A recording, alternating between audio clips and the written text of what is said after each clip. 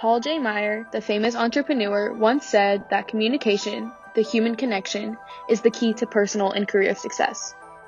We define communication as the ability to convey one's ideas and thoughts concisely, listening to others' opinions, and adapting one's speech to different audiences. Some people use communication extremely well. Others don't use it at all. Right now, in classrooms, kids are taught to sit and listen, but what they need to do is talk to each other and work together to creatively come up with solutions to the problem presented to them. Communication skills are also one of the most important traits that employers look for in employees. According to a creative extension by Azaria Pishny, Chris just wasn't able to communicate in the correct way to get what he wanted. Every day, 205.6 billion emails are sent across the globe, and 97% of employers believe communication has an impact on task performance. How do I incorporate communication into my job? Well, I communicate on a regular basis with my staff.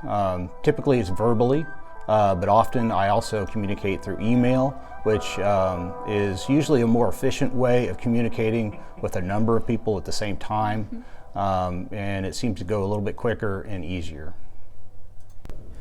We live in a time where communication is key to living in the real world. Almost every job expects you to be able to analyze and deliver information. Unfortunately, most teenagers and adults these days don't have the skill sets to communicate their ideas to their peers and superiors. The problem is where these communication skills are coming from. These skills need to be taught from the beginning of education for students, which is, however, not the case. The Content Area Conversations arrival during an interactive lecture established that 94% of the words used in the classroom during a 5-minute segment were spoken by the teacher. Half of the words spoken by students were not academic in nature.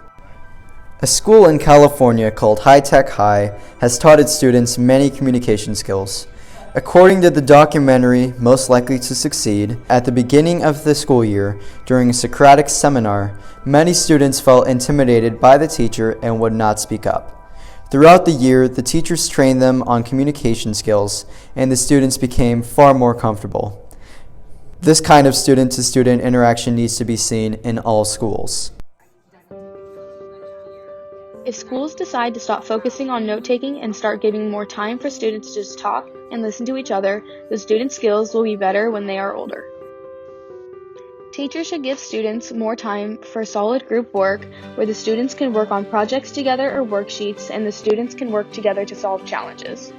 This allows them to build confidence in each other, as well as build confidence in their abilities to communicate their ideas and thoughts.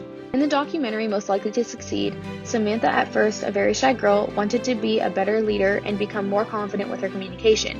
Her teachers saw her ambition and gave her the opportunity to be the director of her school's play, which ended up making her a better communicator and a leader.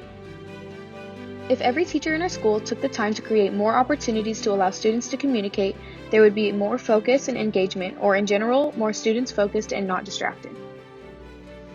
If students are taught this extremely valuable skill, then they can be able to provide convincing evidence for projects, convince their friends to do things for them, convince their teachers for an extra day to work, or just simply get those cookies from mama. All in all, our school system needs to change, and it only starts with us.